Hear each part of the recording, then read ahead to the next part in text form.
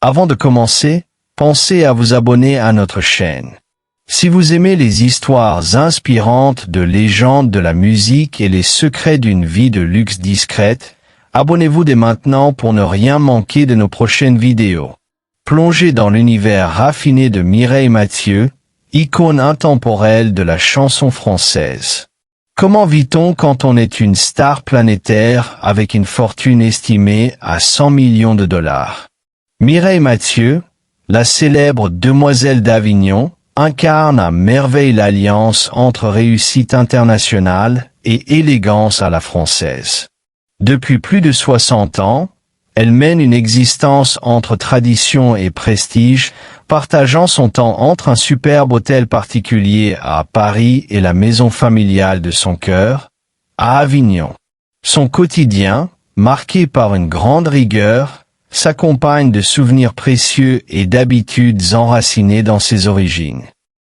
Mireille n'a jamais perdu de vue ses racines modestes malgré l'empire artistique qu'elle a bâti au fil des décennies.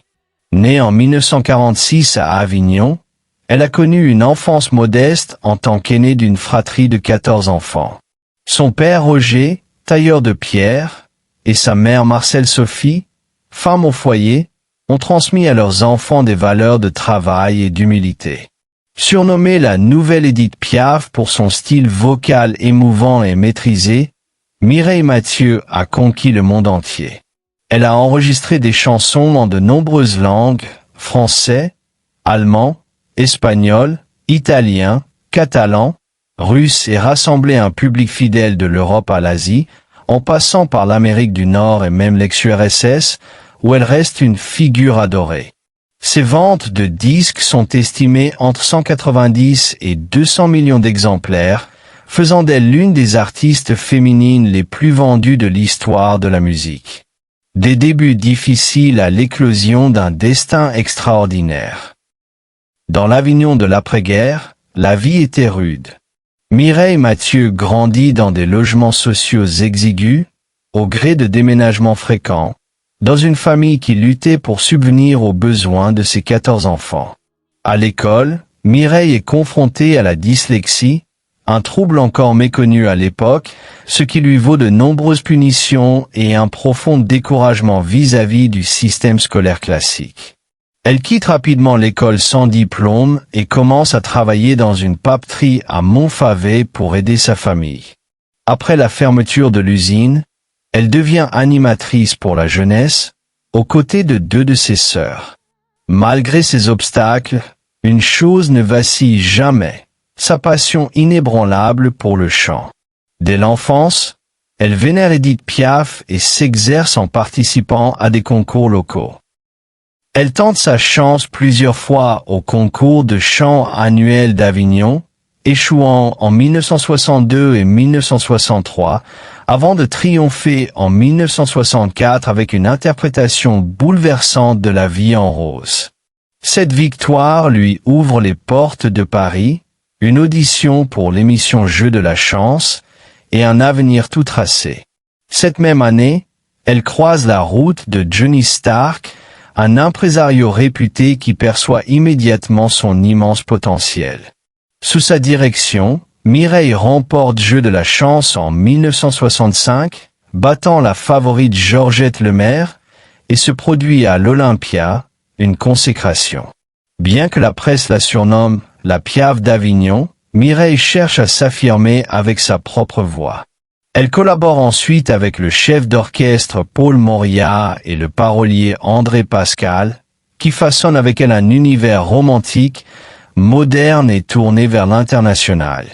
Son premier album, En direct de l'Olympia, sorti en 1966, marque le début d'une carrière intense. Tournée aux États-Unis, au Canada, en Angleterre, à Las Vegas, elle partage même la scène avec Frank Sinatra et Dean Martin. Côté finance, son parcours est aussi impressionnant que son talent. Selon People with Money, sa fortune actuelle avoisinerait les 100 millions de dollars, avec un revenu estimé à 58 millions d'euros entre avril 2024 et avril 2025. Un succès dû à une diversification intelligente, vente massive d'albums, droits d'auteur sur plus de 1200 chansons, et un catalogue musical intemporel toujours lucratif. Une carrière brillante, des revenus diversifiés et une stratégie exemplaire. Les revenus de Mireille Mathieu ne reposent pas uniquement sur les ventes d'albums.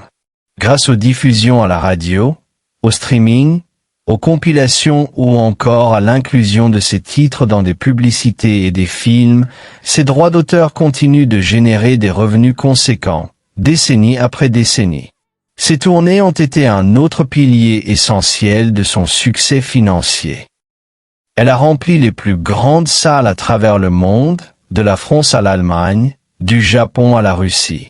Dans ce dernier pays, où elle jouit d'une immense popularité depuis les années 1970, ses concerts affichent régulièrement complets, même dans les stades.